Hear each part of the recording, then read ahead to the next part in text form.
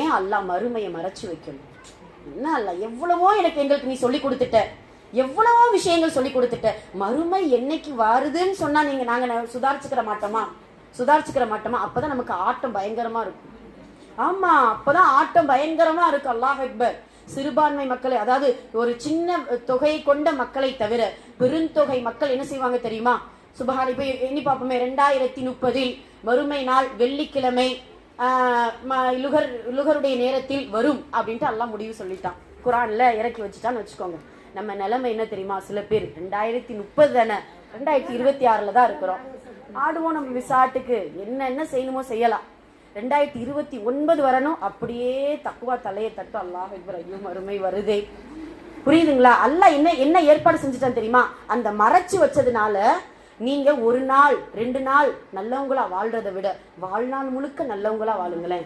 ஏன்னா இப்ப உதாரணமா இப்படி ஒரு டாஸ்க் நமக்கு வச்சுட்டாங்க.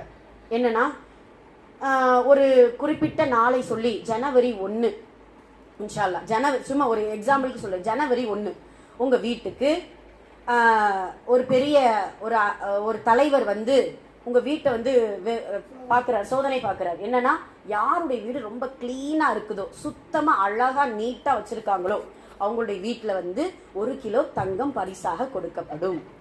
வச்சுட்டோம். அப்படி சும்மா ஒரு டாஸ்க் வச்சுட்டாங்க. நாம என்ன செய்வோம் தெரியுமா? ஜனவரி தானே, இப்போ மேல உட்கார்ந்து இருக்கோம்.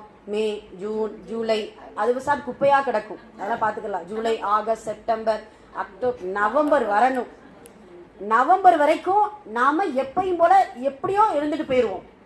ஜனவரிக்கு முன்னாடி வரக்கூடிய அந்த மாதத்துல அவ்வளவு கிளீனா வச்சு, ஏன்னா நமக்கு டாஸ்க் முடிய போகுது, நம்ம வெற்றி பெறணும், எப்படியாவது 1 கிலோ தங்கத்தை நம்ம வாங்கணும் அப்படின்னு சொல்லிட்டு என்ன செய்வோம்? நம்ம அந்த நாள் தான் என்ன செய்வோம், மாதத்துல தான் நம்ம கிளீனா ஆரம்பிப்போம். இது அந்த தலைவர் சொல்றாரு, என்னைக்கு வருவேன்னே நான் தெரியாது, எப்பயுமே எப்ப வேணாலும் வருவேன், அது எப்படி வருவேன்னு உங்களுக்கு நினைச்ச மாட்டேன், சொல்ல மாட்டேன், கிளீனா வச்சுக்கிறோம் வீட்டை அப்படின்னு சொன்னா தினந்தோறும் என்ன செய்வோம்? வீட்டை கிளீனா வச்சுப்போம். அதுதான் மறுமை அல்லாஹ் மறைச்சு வச்சிருக்கான். நான் மறுமையை மட்டும் 2030 வருதுன்னு சொன்னா நம்ம ஆட்டமா ஆடிடுவோம்.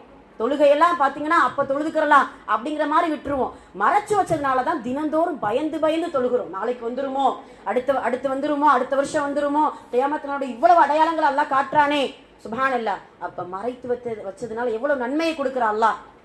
அதனால் மறைத்து வைப்பதற்கும் அல்லாஹ் நமக்கு நம்மளுடைய நலனை கருதிதான் அல்லாஹ் மறைத்து வைத்திருக்கிறான்.